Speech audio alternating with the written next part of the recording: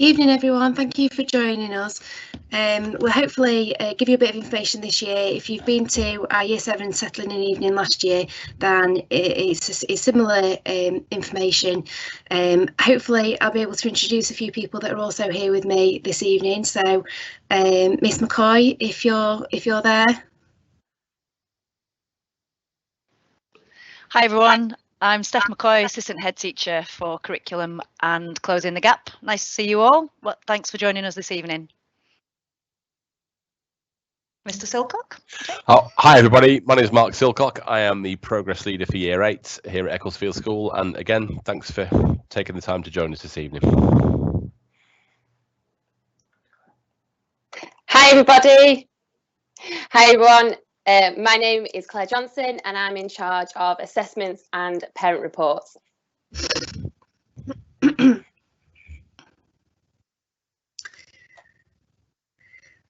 So, as I said, we'll hopefully give you a bit of an overview for the year. You'll get an idea of the curriculum model, so what your son or daughter's timetable looks like across the fortnight and what that entails. A bit of information about some of our priorities, literacy, numeracy, and our on-track curriculum, obviously given the current circumstances. A bit about remote learning, and you'll also receive some further details about that early next week, knowledge organisers, assessment reports, and also some pastoral information from Mr. Silcock.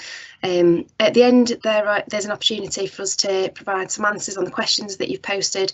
If you use the questions, if you use the comments facility within Teams, then we'll be able to get those and get answers to you at the end. But hopefully you find it interesting. Like I said, any questions we'll get to at the end. Thank you.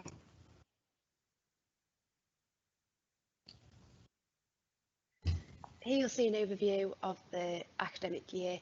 Obviously starts with the Year 8 information evening tonight. We've also got a parents evening on the 23rd of May. That may be remote, it might be in person, we obviously don't know yet given the current circumstances. You'll receive further information about that closer to the time. You've got the Year 8 reports home that are on there, which is similar to what you'll have experienced last year. We've got STAR testing, which is the reading age test, and you'll receive information about that through the progress reports home. It does look a bit more sparse than in previous years, obviously, because usually it's full of all the enrichment activities, the trips that we run, but given the current circumstances, we're not able to confirm whether any of those things can take place, and we can't under the current guidelines. But obviously, as soon as we're able to facilitate those again, we will be able to update you. This is something which may be familiar to you if you were able to attend the Settling in Evening last year. It's essentially a bit of an overview of our curriculum at Ecclesfield School, which starts with discovering Year 7 and 8, launching Year 9 and specialising 10 and 11. And your child is obviously still in the discover phase of the curriculum in Year 7 and Year 8, and that is where students still get to experience that broad and balanced curriculum and find out what it is that they enjoy and experience that full range of subjects. Here you can see exactly what that curriculum breaks down to in terms of the number of subjects across a fortnight. You'll see along the bottom all the subjects are listed: English, Maths, Science, PE, Computer Studies, D&T, MFL, which is languages, drama, music, art, history, geography and SMSE, and that largely mirrors what happens in Year 7. And as I said, that's so that students still experience that broad and balanced curriculum and they get to experience that full range of subjects and work out what it is that they enjoy and might like to do as they move into Key Stage 4.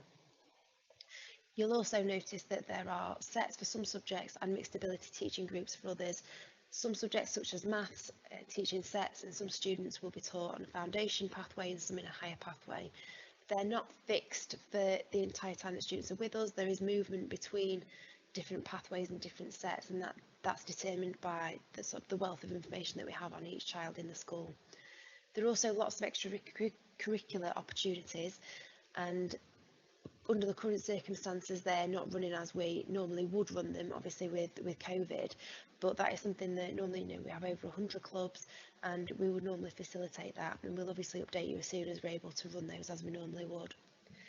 You'll see that there is a heavy weighting for the EBAC, so core subjects plus languages and humanities, and that's something that we prioritise as a school and which we do particularly well in. There's also additional personalised provision for students as and when they need it. So it may be that your son or daughter is continuing with a particular intervention this year, might need a bit of support with reading, for example, or some other aspect of their learning.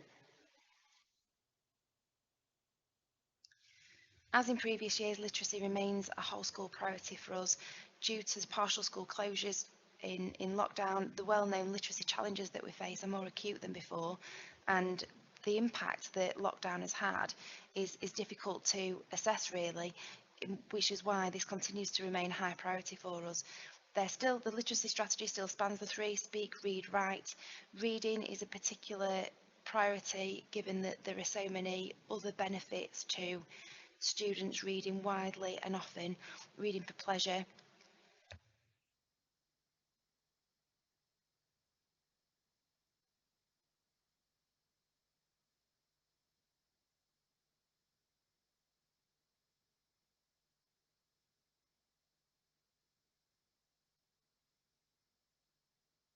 Please continue to support with that at home. Students should be reading for 30 minutes a day.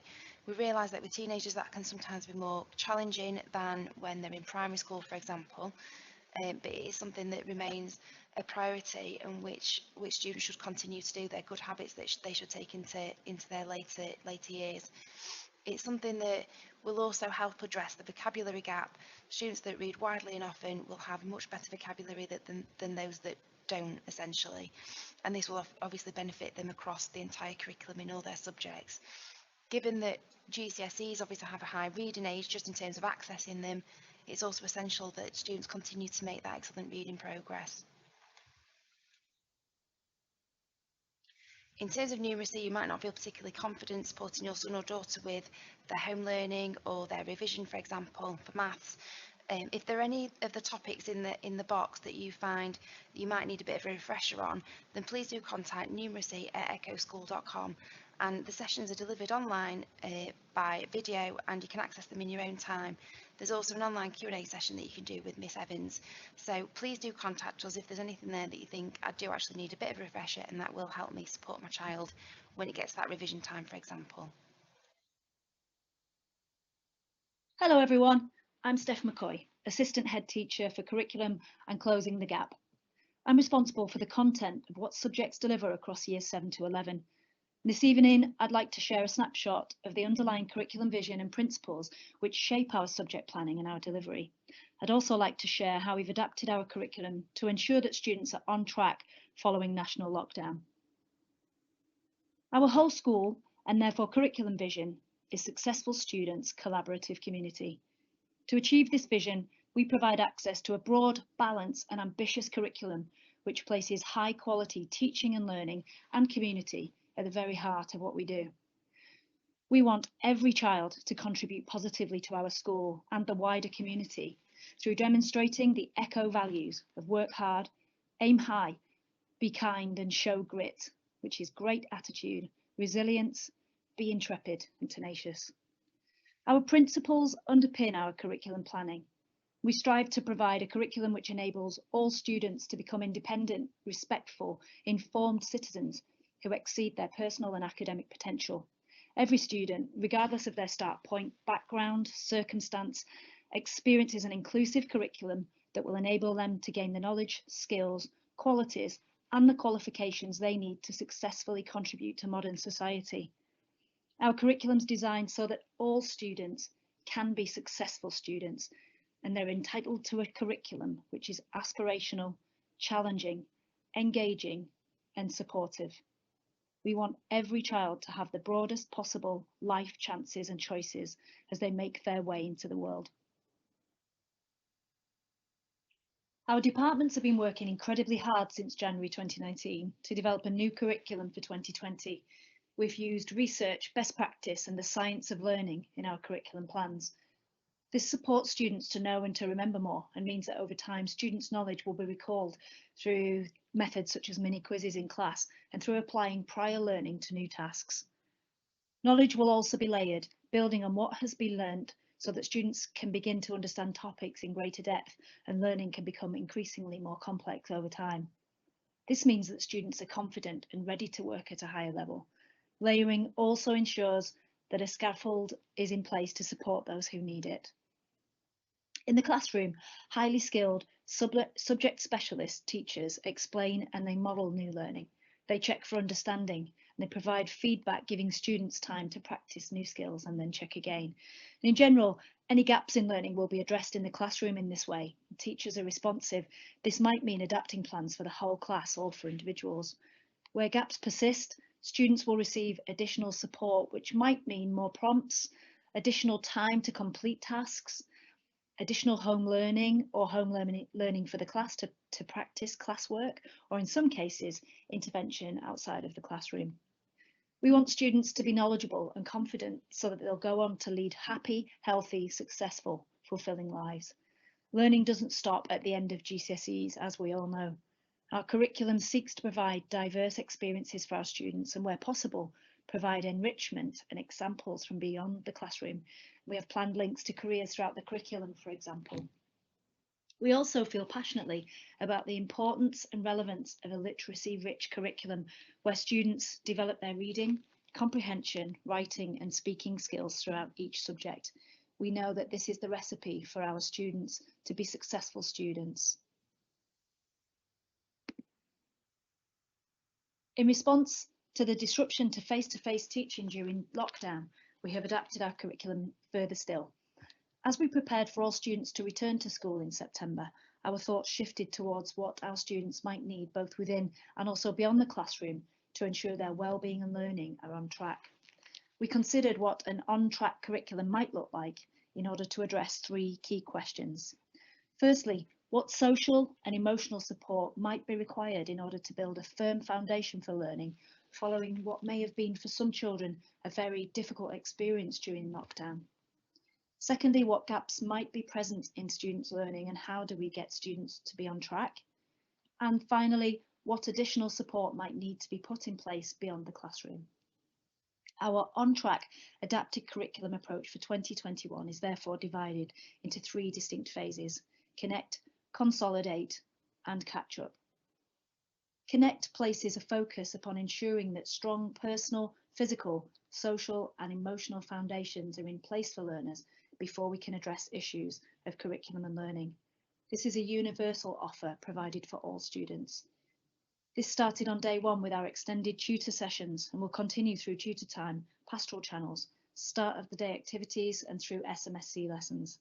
Staff have also received specialist training to support students' wellbeing and to signpost them to support as and when required. Consolidate places an acute focus on curriculum. By that we mean what we teach and how we teach. Its success is predicated upon the development of a well-planned, sequenced curriculum, which is delivered through precise teaching using up-to-date, research-based methods and some of the things that I spoke about on the last slide. This is a universal offer and it's provided for all students and is the absolute cornerstone of our plan. Our strong curriculum and high quality teaching and learning are the vehicles by which the majority of students will be on track. But in order to consolidate learning during the absence of face-to-face delivery, we've asked curriculum leaders to adapt their curriculum yet again, taking time to help students to reconnect with the intensity of learning, consolidate content and consider how best to ensure the key knowledge, content and skills are covered in the right amount of depth in each subject. We've had to carefully consider questions such as what was taught remotely during lockdown? Does this need to be revisited to ensure students have the foundations to move on to the next stage in their learning? What skills and knowledge will be covered in later units of work and different years and don't need to be taught this year? Which essential knowledge, skills and concepts must remain in the curriculum and what can we afford to remove to ensure that the essential content is covered in sufficient depth?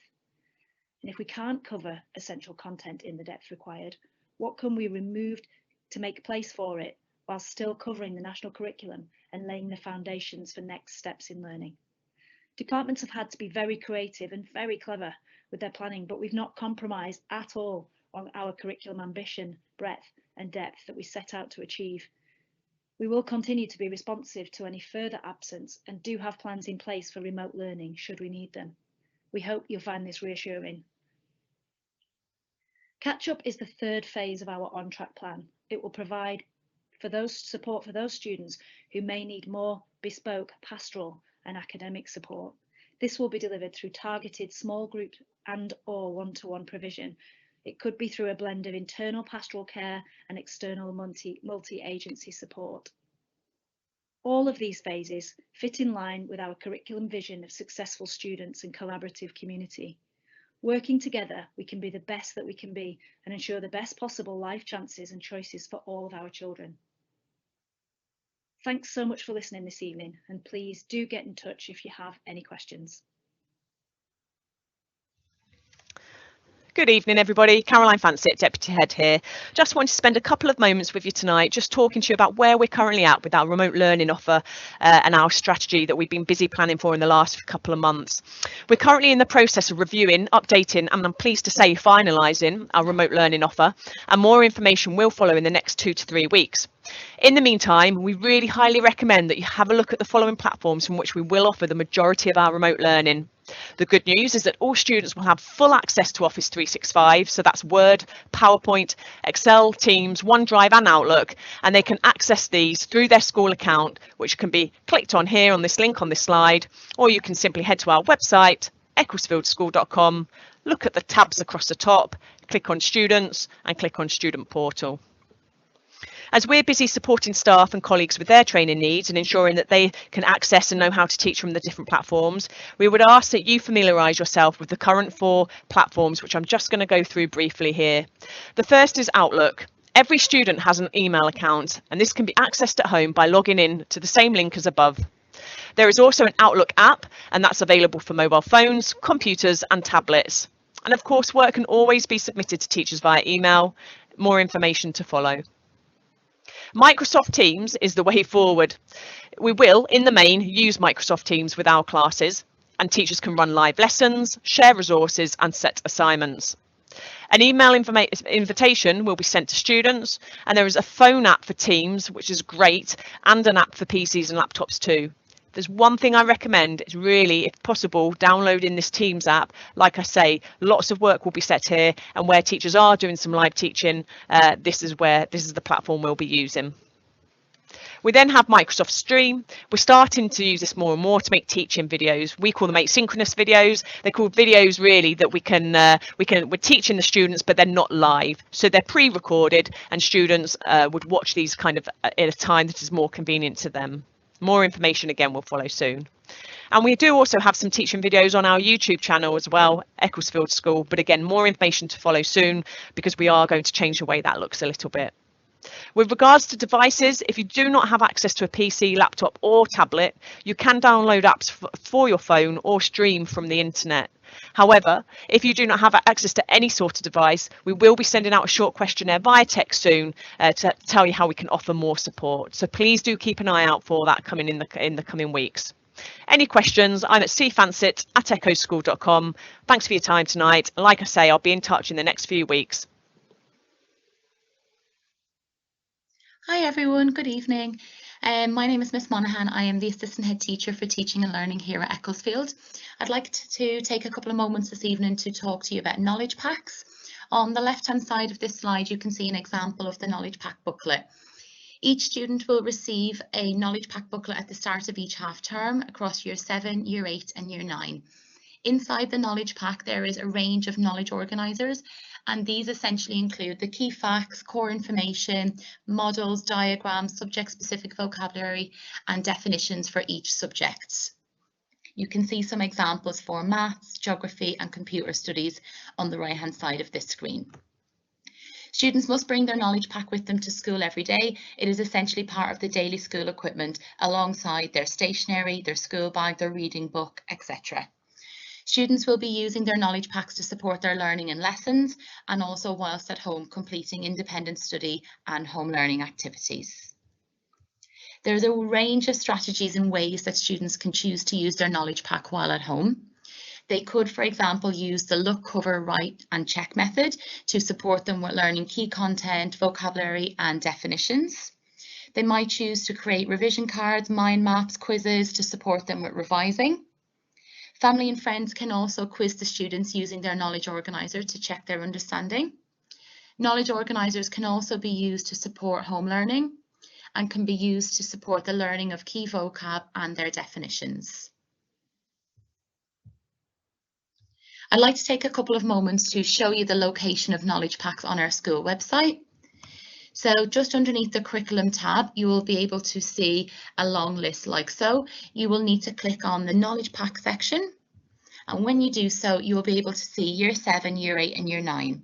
This section will be updated each half term so that at any point in the academic year, students will be able to access the previous knowledge organiser and the content inside. I will also continue to update this section on ways that you can support your child with using knowledge packs from home. For example, there will be some video clips to show you how you could use the knowledge pack with your son or daughter, and also some other guidance and support over the coming weeks and months. And finally, I'd just like to end the presentation by sharing with you some of the benefits of using knowledge packs. They help to show your child the bigger picture of the topics they are studying. They also support children with their learning and their and the work that they complete at home. They help your child to link their learning together so that it's easier for them to know and to remember more. They support children with their learning, revising, remembering key content, vocab definitions. And finally, they're a very useful tool to support students with missed learning and missed opportunities that they might have through absence, etc. Thank you very much for your time. I look forward to working with you over the coming weeks and months to ensure that the knowledge packs are a successful tool in supporting our children moving forward with their learning.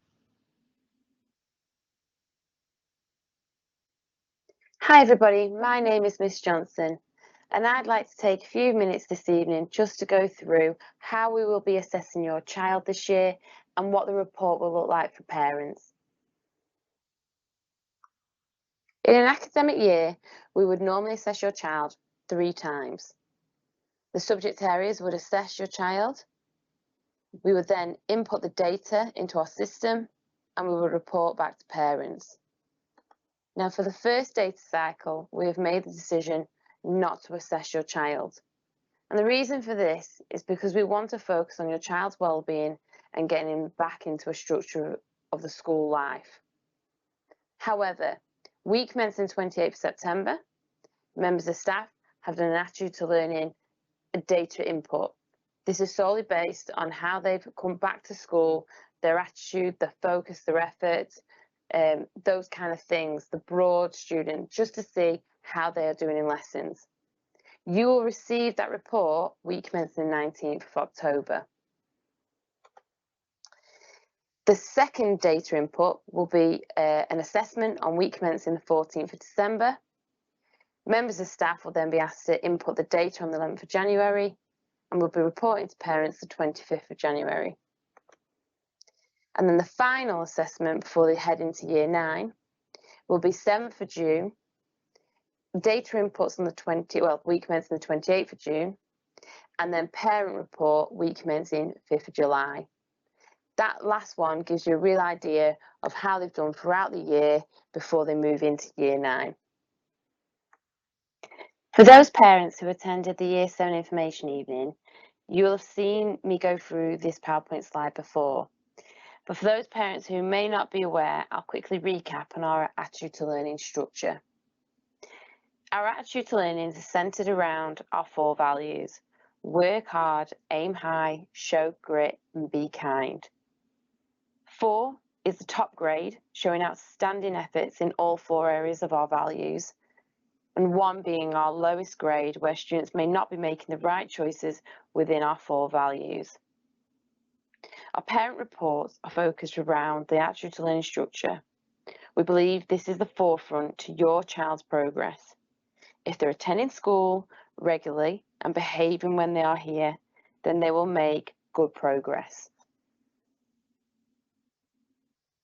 Within the 4 values of our attitude to learning, we class work hard and aim high as our academic side, and be kind and show grit as our SMSC, spiritual, moral, social and cultural side. It is important for me to make you aware that the academic side overrides the SMSC. So, for example, it could be a child who is really polite may grade 4 for the be kind value. However, they may work well in lesson, but they don't go above and beyond. So grade 3 in the work hard value.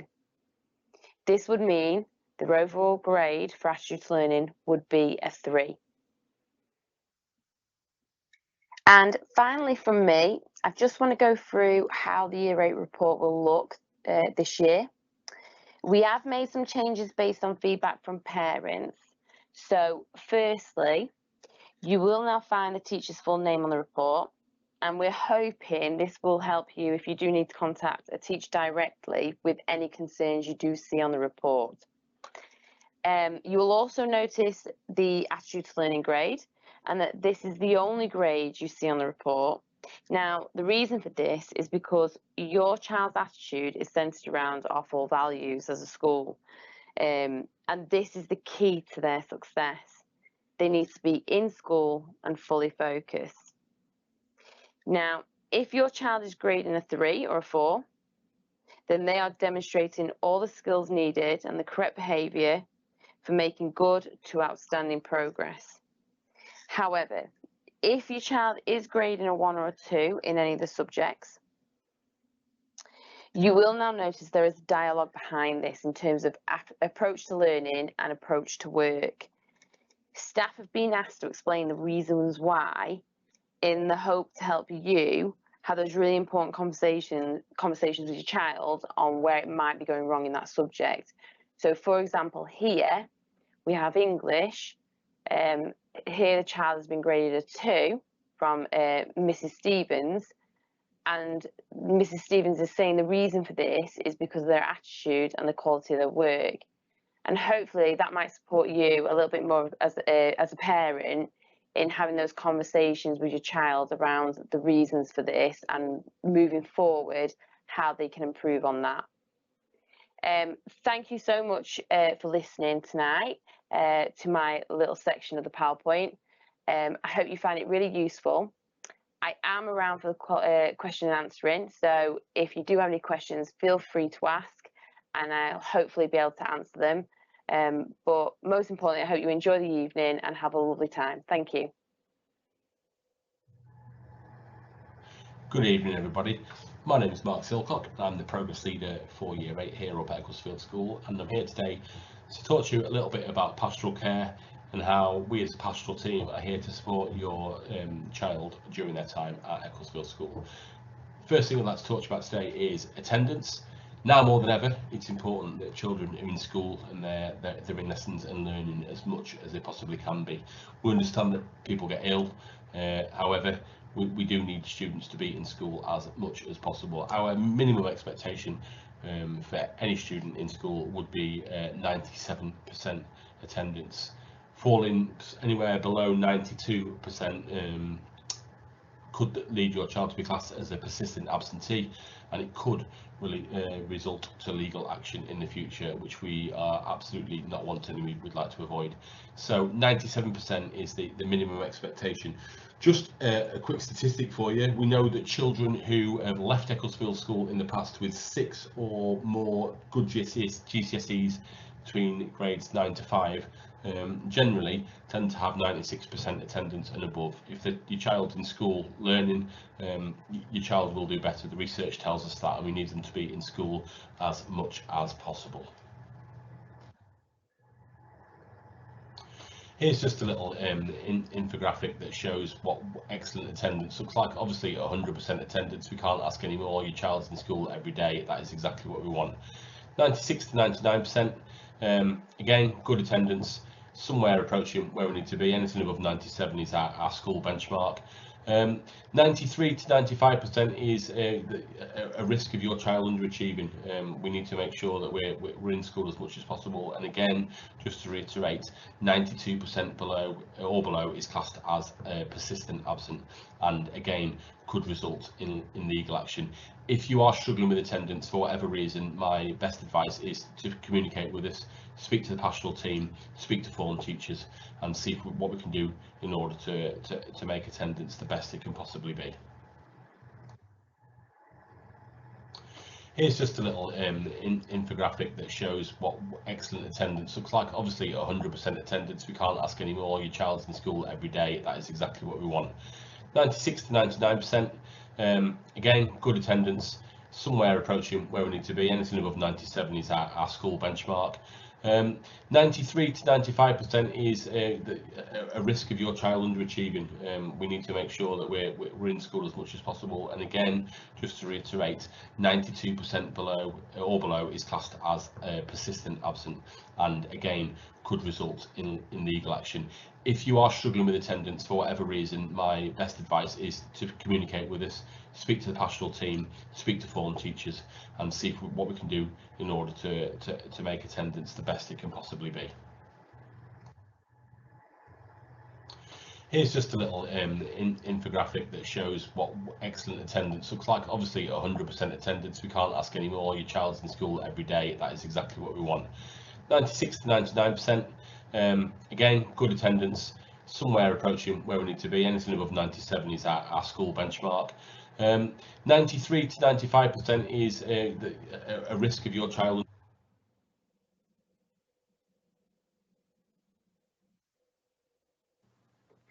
Hi there, apologies for the slight technical glitch there. There seems to be a problem with the presentation. This slide talks to you a little bit about the interventions that we offer at Ecclesfield School from a pastoral perspective. Wave one is obviously your first port of call, and you should be contacting your child's form teacher. If you need to contact your child's form teacher, the email address that you need will be inside the front cover of your child's planners. It's also available on the parent portal that you can access via the link at the bottom of this slide. If you are having a problem with anything curriculum related, for example, your child may be struggling with a piece of maths homework, you may wish to contact either the subject teacher or the curriculum leader for that area directly. Again, can you use the parent portal to access the contact list that's on there? You'll be able to find your child's subject teachers on there. And finally, we have wave 3 intervention, where you'll speak to myself or my excellent pastoral manager, Janet Brown. We're here to deal with, I deal with progress, attitude, attendance and behaviour, any type of social emotional support, things to do with uniform and attendance. You can speak to Janet Brown. Both of our email addresses are on this slide. If you do contact us via phone, please bear in mind that we may not get back to you straight away. So if you do need to contact us, please leave a message and we will endeavour to get back in contact with you as soon as possible.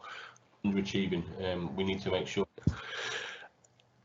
And finally, I'd like to talk to you a little bit about emotional health and well-being. One of the pastoral team's key responsibilities is to make sure that your child is happy, safe and well during their time at Ecclesfield School.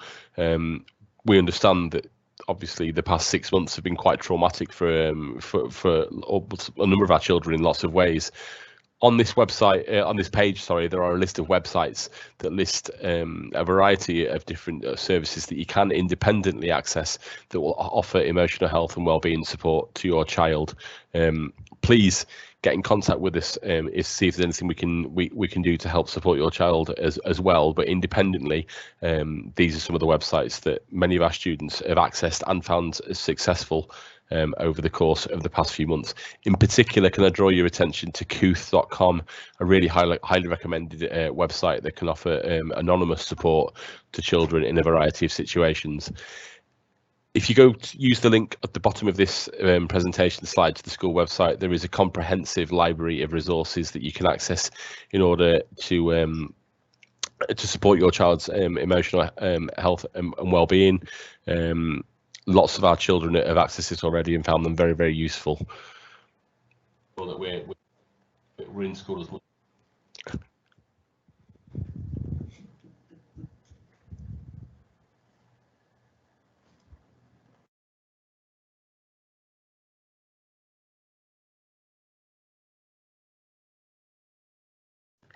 Sorry, I forgot to unmute. We're having technical failures all around this evening. I'm really sorry, but thanks for that, Mark.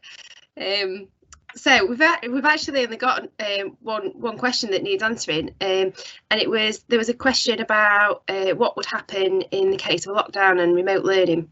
You've obviously heard a bit about that this evening. If we went into a scenario where it's called a tier 2 lockdown, where we would have students in on a rota, for example, where we might have certain year groups in together and then other year groups in together. They'd still be in their bubbles, they'd still have designated areas, etc. But for example, your child in year 8 might be in for 2 weeks and then be taught remotely for 2 weeks. And part of that would be their home learning over the course of 2 weeks would be done remotely. So we said approximately 40% of lessons would be taught through Teams, and there would be live lessons, and then there'd be a number of other activities that would essentially provide that distant learning for those 2 weeks, and then they'd be taught in lessons as normal, following their normal timetable for the next 2 weeks, and that will be repeated. If we went into a tier 2 lockdown and then back out again, it's quite possible that might happen a number of times over the course of the year, and sticking to our 2-week timetable means that hopefully it would minimise sort of any confusion, and students would be able to move relatively seamlessly between being on a tier 2 and 2 weeks at home, 2 weeks in school, 2 weeks at home, 2 weeks in school, and what our situation is at the moment, where they're obviously in full time. And like I said, that we could then be responsive to whether there was lockdown on a local or on a national level that required tier 2. I think that's it in terms of, I don't think we have any other questions, so just thank you to everybody that's attended and for your time this evening. We do really appreciate it. If you do think of any questions, if you've joined us late, or if you think of anything after we've finished, then by all means please do contact us.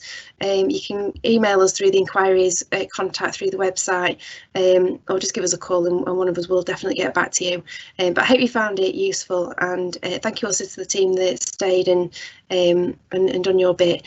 And again, apologies for the technical issues that we're experiencing, but thank you again. Good evening.